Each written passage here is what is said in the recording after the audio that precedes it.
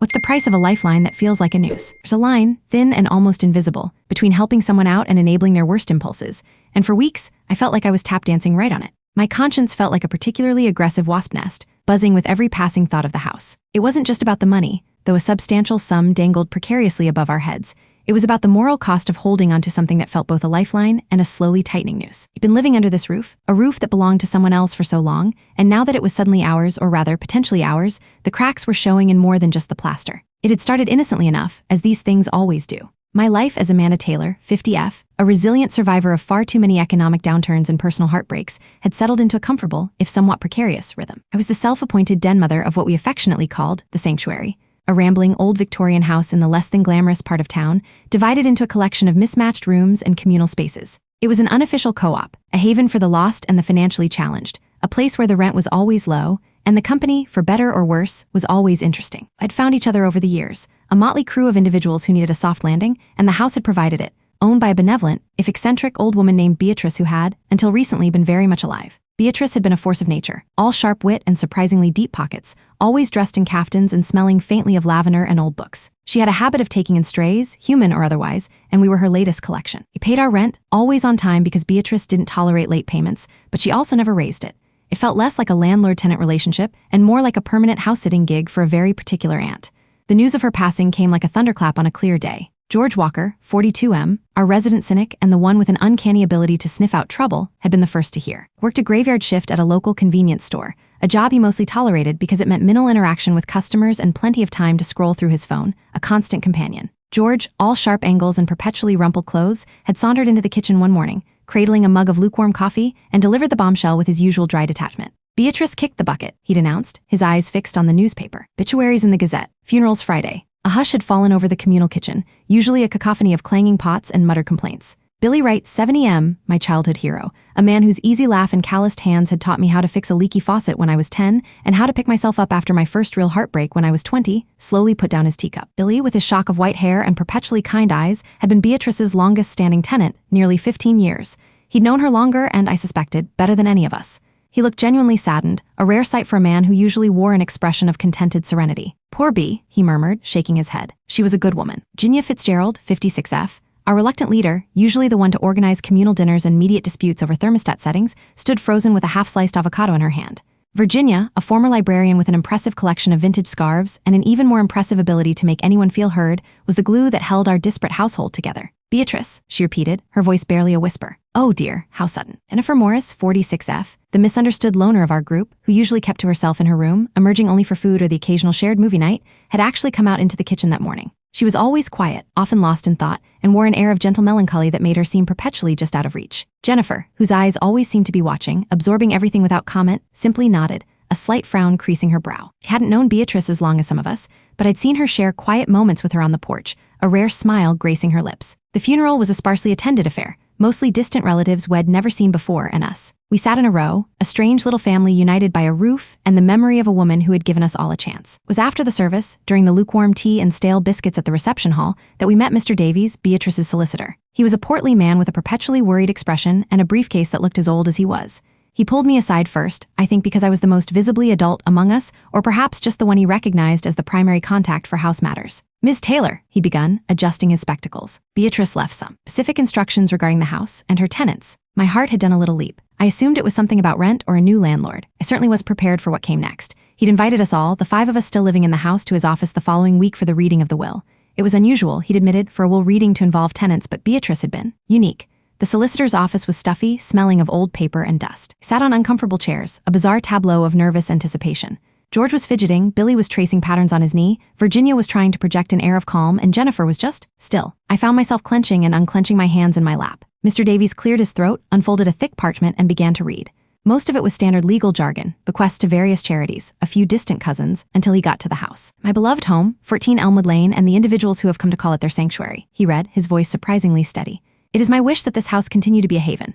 Therefore, I bequeath the full ownership of the property, including all furnishings and contents, to the following individuals in joint tenancy: William Arthur Wright, Virginia Grace Fitzgerald, George Allen Walker, Jennifer Marie Morris, and Amanda Catherine Taylor." Silence. Thick, oppressive silence. My jaw felt like it had detached from my skull and fallen into my lap. I was sure I hadn't heard him correctly. The house, our asterisk house, not just to us but jointly? "Excuse me." George was the first to break the spell, his voice sharper than usual. Did you just say she gave us the house? Mr. Davies nodded, a small, sad smile on his face. Yes, Mr. Walker, she did, in its entirety, tax-free. A rather generous inheritance, as you can imagine. Its market value is considerable. He then proceeded to reel off a figure that made my head spin. More money than I'd ever seen in one place in my entire life collectively. Billy let out a low whistle. Virginia blinked rapidly, as if trying to clear her vision. Jennifer remained impassive, but I saw a faint tremor in her hands. I, on the other hand, felt a dizzying mix of elation and dread. This was it, the solution to so many problems. End of worrying about rent, about landlords, about what would happen if the economy decided to take another nosedive. We owned a house. We owned our asterisk house. But then Mr. Davies continued, a new note of gravity in his voice. However, there's a rather crucial caveat. In her will, Beatrice stipulated that the house must remain a shared living space for at least 5 years from the date of her passing. Any of the named beneficiaries wish to sell their share, or if the property is sold, leased, or rented out to anyone not among the original 5 named, within that 5-year period, the entire property immediately reverts to the Elmwood Lane Historical Society. All contents, including any personal items belonging to the beneficiaries, must be vacated within 30 days. A rather unusual clause, I admit. The air in the room thickened again, this time with a different kind of tension. Elation drained out of me like water from a sieve, replaced by a cold, hard knot in my stomach. 5 years, a shared living space. No selling, no leasing, no renting out to anyone new. If we messed up, if even one of us decided to bail, we lost everything. Not just a share, but the asterisk entire house. The dream had just turned into a gilded cage. On the walk home, no one said much. The usual banter, the easy camaraderie had vanished, replaced by a heavy silence. George, usually quick with a sarcastic quip, was uncharacteristically quiet, his brow furrowed in thought. Billy kept rubbing the back of his neck, a sure sign of deep contemplation. Virginia, ever practical, pulled out her phone and started scrolling, probably looking up real estate values and clauses in wills. Jennifer walked a few paces behind us, a ghost in the twilight. That evening, the usual casual dinner in the kitchen became a tense, impromptu house meeting. We gathered around the scratch wooden table, the air thick with unspoken questions. So, George finally broke the silence, swirling the last dregs of his coffee. We're rich, but we can't touch the money for 5 years unless we want to lose it all. Fantastic. His tone was laced with his usual cynicism, but I could hear the underlying frustration. George had always dreamed of getting out of this part of town, of starting fresh somewhere far away. This inheritance was his ticket, but it was tied to the very place he wanted to escape. It's not about being rich, George, Virginia said, her voice measured.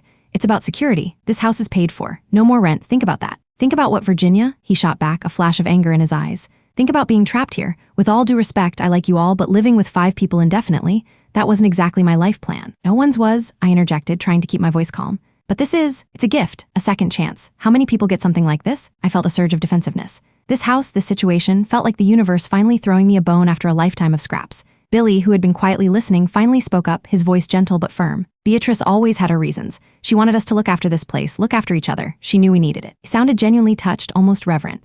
For Billy, a man who cherished stability and community above all else, this was a blessing without a doubt. He saw Beatrice's intention, not the restriction. Jennifer, surprisingly, spoke next, her voice soft, almost a whisper but clear in the sudden quiet. It's a test. We all looked at her. She rarely offered such direct observations. A test? Virginia prompted, her eyebrows raised. Yes, Jennifer continued, looking directly at us, which was rare for her. She wanted to see if we could truly be a family, if we could put aside our own desires for something bigger. Her words hung in the air, a different interpretation of Beatrice's eccentric clause. For a moment, a sliver of unity appeared amongst us, but it was fleeting. The reality of the situation began to set in over the next few days. No rent was glorious. No landlord breathing down our necks was even better. But the clause gnawed at us. It created an immediate shift in dynamics. Suddenly, every chipped paint corner, every leaky faucet, every minor disagreement over who left dirty dishes in the sink felt magnified. We weren't just housemates anymore. We were co-owners, locked into a 5-year contract with each other, with millions on the line. The first major hurdle arrived with the utilities. Beatrice had always paid them directly. Now they were in our name, and the first bill was a shocker. It was high, higher than any of us had anticipated, especially for an old house with drafty windows. We need to create a house fund, Virginia declared at our next impromptu meeting, which had quickly become a daily occurrence. For utilities, maintenance, taxes, we're owners now, remember? And where's that money supposed to come from, Virginia? George scoffed. My minimum wage isn't exactly built for property taxes on a Victorian mansion. We pool resources, I suggested, feeling a bit out of my depth. We each contribute a share. A share of what? George shot back. We're all scraping by. That's why we live here, remember? He had a point. We were all in this house because it was cheap. Now it was free, but the associated costs were looming large. His usual cynicism was turning into outright hostility. I could see the resentment simmering beneath the surface. He felt trapped, and he wasn't afraid to let us know. He'd started coming home later and later from his night shifts, avoiding the communal areas, muttering under his breath about this prison. Billy, ever the voice of reason, offered to handle the finances, given his background in bookkeeping before he retired. He was meticulous, trustworthy, and seemed to genuinely enjoy the task. Jennifer, surprisingly, volunteered to research grants for historical preservation, hoping to find ways to offset some of the renovation costs for the old house. It was a hopeful sign, a glimpse of the cooperative spirit Beatrice had clearly envisioned. But the real trouble started when we considered the possibility of a new housemate. One of the smaller rooms, previously a guest room, had been empty for a few months before Beatrice passed. He had often discussed finding a new tenant to help with the bills, back when there were bills to pay. We could rent out the back room, I proposed one evening. It would generate some income for the house fund. George slammed his hand on the table, making us all jump. Are you insane, Amanda? Did you not hear Davies? To anyone not among the original 5 named. We rent that room out, the whole damn house reverts to the Historical Society. Are you trying to lose us millions? Face was flushed, his jaw tight. It was a raw display of fear, not just anger. He was terrified of losing this unexpected windfall, even if he resented the strings attached. Of course not, George, I retorted, feeling a flush of my own. I just meant, we need to find a way to make this work. We can't just bleed money for 5 years. Then we get jobs, he snapped. Better jobs, or we just deal with it. We can't risk it. The tension in the house was palpable. Every decision, every interaction became fraught with the weight of Beatrice's will. We were a fragile ecosystem, and the inheritance had thrown a giant boulder into our pond. Then, about 2 months after Beatrice's passing, an envelope arrived addressed only to the residents of 14 Elmwood Lane. It was from the Elmwood Lane Historical Society. I opened it, my hands shaking slightly. It was a formal letter, referencing Beatrice's will and the specific clause regarding the 5-year shared occupancy. Was a threat? Not exactly, but it was a clear warning. It stated that the society would be conducting an informal review of the property's occupancy in 6 months, and annually thereafter, just to ensure compliance with the terms of the will. An informal review which to me sounded suspiciously like a surprise inspection. They're basically spying on us, George declared, pacing the living room. Making sure we're behaving ourselves. What if someone moves out? What if one of us gets sick? What if we just can't stand each other anymore? His questions hung in the air, unanswered, festering. The pressure was mounting. We were all feeling the strain. Virginia started micromanaging, creating chore charts and budget spreadsheets that no one really followed. Billy retreated into his workshop in the garage, spending more and more time there, sometimes not coming out until late at night. Jennifer started going on long walks alone, sometimes not returning until after dark. I found myself snapping at George more often, something I rarely did. The dream of security was morphing into a waking nightmare of forced cohabitation. One particularly sweltering evening, the old air conditioning unit in the living room finally sputtered its last breath. It was a relic, as old as the house itself, and even Billy, our resident fixer-upper, declared it beyond repair. The heat was stifling, making tempers even shorter. I need a new one, Virginia stated, fanning herself with a magazine. It's unbearable. And where's the money coming from, Virginia? George asked, his voice dripping with sarcasm. The Phantom House Fund, we barely have enough for the electric bill. We could get a loan, I suggested, knowing it was a long shot. Our credit scores weren't exactly stellar individually or collectively. A loan, George barked, running a hand through his already messy hair. On what collateral? House we can't touch for 5 years? No bank in their right mind would lend to us. He was right. We were sitting on a gold mine, but we couldn't leverage it. We were broke, but rich. It was an impossible paradox. The air conditioning was just the latest in a string of necessary but unaffordable repairs. The roof had a small leak, the plumbing in the guest bathroom was acting up, and the kitchen stove was temperamental at best. Each problem felt like another turn of the screw, tightening the vice around us. The house, once our sanctuary, felt like it was slowly turning on us. The communal spirit was eroding, replaced by suspicion and resentment. George was openly hostile, Billy was withdrawing, Jennifer was practically a ghost, and Virginia was becoming increasingly authoritarian in her attempts to keep us afloat. I was trying to hold it all together, but I felt myself cracking under the pressure. Idea of living like this for 5 more years, constantly at odds, constantly terrified of losing it all, was starting to feel unbearable. Then came the ultimatum. It wasn't spoken, not directly, but it hung in the air like a storm cloud. George had been particularly agitated after a shift, complaining about a new manager at his convenience store, how he was sick of this dead-end life, and how he deserved more. Started making subtle comments, then not-so-subtle ones, about what he would do if he had his share of the inheritance now. He mentioned moving to a different state, starting a business, getting out of this dump for good. He was clearly looking for an escape, and Beatrice's will was standing squarely in his way. The evening he came home, visibly agitated, he tossed his keys onto the hall table with a clatter. Look, he said, not quite meeting anyone's eyes, I've been thinking. This isn't working. It's just not sustainable. We're all miserable. We can't afford repairs. We're stuck in this gilded cage. We need a way out. Virginia, who had been balancing the household budget with a grim expression, looked up. A way out? George, you know what that means. We lose everything. Not necessarily, he said, turning to face us, a glint in his eye I didn't like. We could negotiate with the Historical Society, explain our predicament. Maybe they'd be willing to buy us out for a smaller sum. It's better than nothing, right? My stomach dropped. I knew what he was really proposing. He wanted to break the will to sell the house, or at least a portion of it, even if it meant losing most of the inheritance. He was ready to cut and run, to abandon Beatrice's dying wish, and us, for a fraction of what we could have. Billy looked up from his newspaper, his usually kind face clouded with concern. Jennifer, from her usual spot in the corner of the living room, simply watched us, her expression unreadable. George, I said, trying to keep my voice steady, that's not how wills work, especially not ones with clauses like this. They'd take the whole thing. They're a historical society, they want the property, not to pay us off. Maybe, maybe not, he retorted, his voice rising.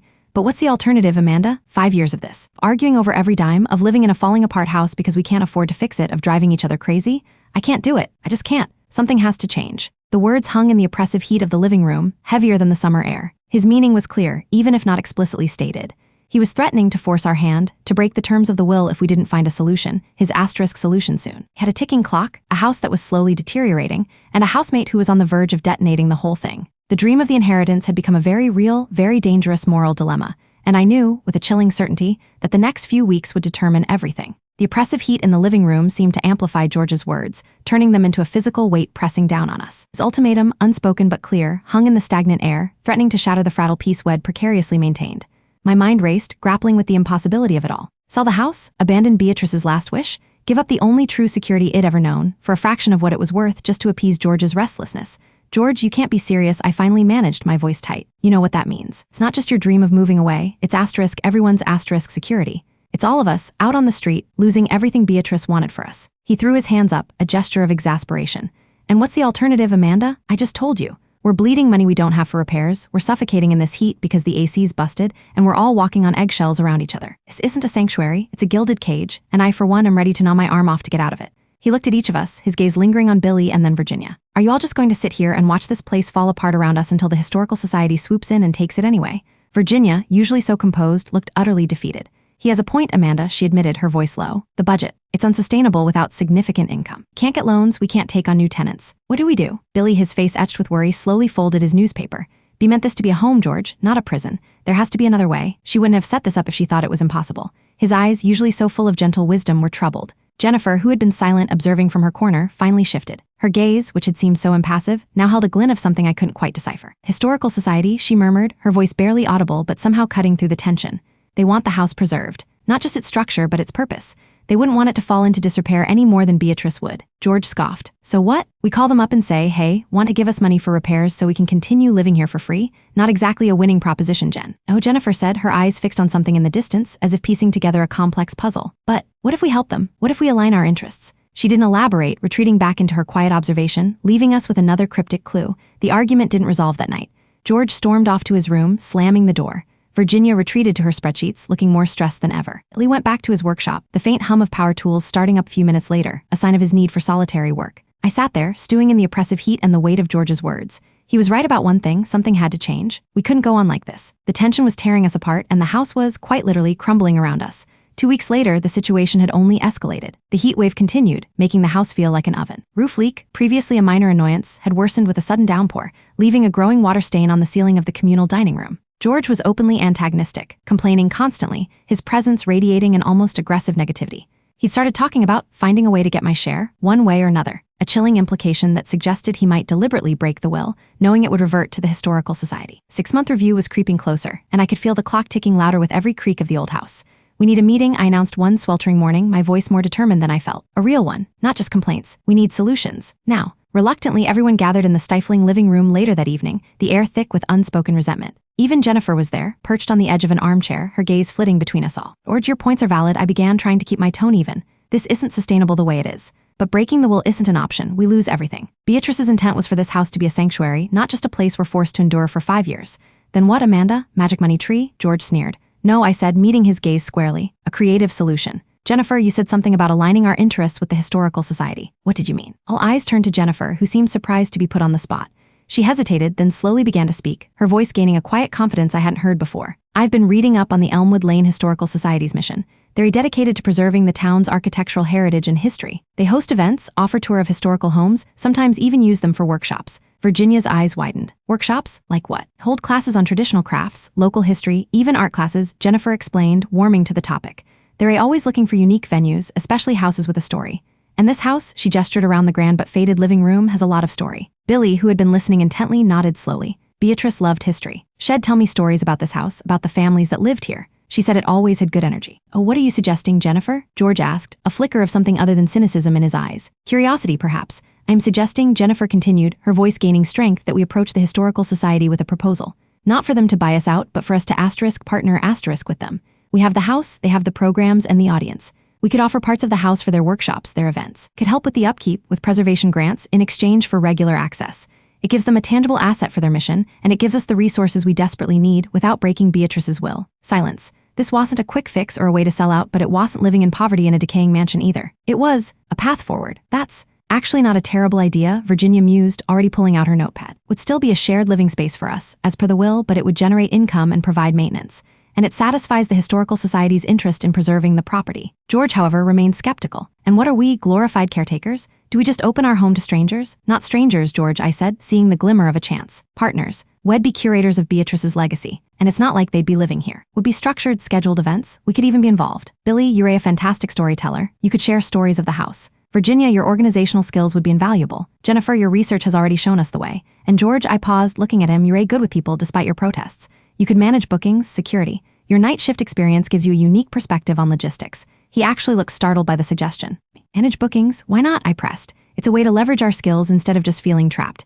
It's a way to make this place work for us without giving up the inheritance. Billy then spoke up, his voice soft but firm. Beatrice always said this house had too much life in it to just be a quiet home. She loved having people around. She'd have loved this idea. His eyes met Jennifer's, and a faint, almost imperceptible smile touched Jennifer's lips. It was clear that Billy, with his deep understanding of Beatrice's spirit, saw the wisdom in Jennifer's words. A month had passed since that initial, tense discussion. The idea of partnering with the Historical Society had started as a desperate last resort, but with Jennifer's quiet but persistent research and Virginia's meticulous planning, it began to take shape. Virginia had drafted a preliminary proposal, outlining our shared living arrangement, the available spaces, and potential benefits to the society. Jennifer had identified specific programs the society ran that would fit our house, even unearthing old photos of Beatrice hosting small, informal gatherings where local artists would display their work, foreshadowing this very path. George, surprisingly, had not reverted to his full cynicism. He'd grumbled, of course, about privacy and another job, but he hadn't actively sabotaged the idea. In fact, when Wed started brainstorming the proposal, he'd actually contributed practical suggestions about security and scheduling, demonstrating a sharp, pragmatic mind that we often overlooked in his usual negativity. His motivations, I was beginning to realize, weren't simply about escaping. He wanted control, security, a sense of purpose. His plan, though unconventional, offered a flicker of that. My perception of Jennifer shifted profoundly during this time. I had always seen her as a shy, perhaps even fragile individual quietly observing life from the sidelines.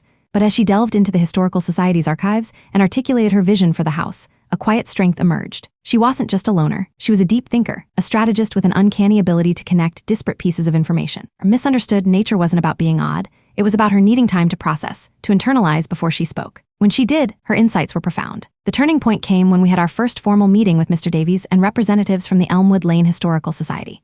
Mr. Davies, looking less worried than usual, had clearly been prepared by Jennifer's initial, very well-researched inquiries. Society's director, a formidable woman named Alina Vance, listened intently as Virginia presented our proposal, emphasizing how it aligned perfectly with Beatrice's wishes and the Society's mission. I watched as Jennifer, usually so reserved, spoke eloquently about the house's unique history and architectural significance, weaving in details that only someone who had truly studied Beatrice and the property could know. He spoke of Beatrice's love for community, for arts, for preserving the past while embracing the present. She suggested specific rooms for small exhibitions, for intimate concerts, even for art classes, using Beatrice's vast collection of books and art as inspiration. She had even found an old letter Beatrice kept, detailing every repair and renovation on the house for the last 50 years, a meticulous record of its life. Alina Vance's initial skepticism slowly gave way to genuine interest.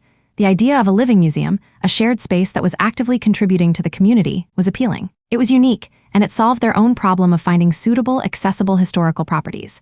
The most significant moment came when Billy, prompted by Jennifer, spoke about Beatrice. He didn't just talk about the house. He spoke about its spirit, about the countless lives it had sheltered, about Beatrice's fierce independence and her quiet generosity. He painted a picture of Beatrice not as an eccentric old woman, but as a visionary and us, her unlikely inheritors, as the custodians of her dream. His gentle, heartfelt words were a powerful testament. "So you propose to live here, as intended by the will," Alina Vance summarized, while also opening up certain spaces to our programs, helping us fulfill our mission of historical preservation and community engagement. And in return, we would help facilitate grants for essential repairs and contribute to a maintenance fund.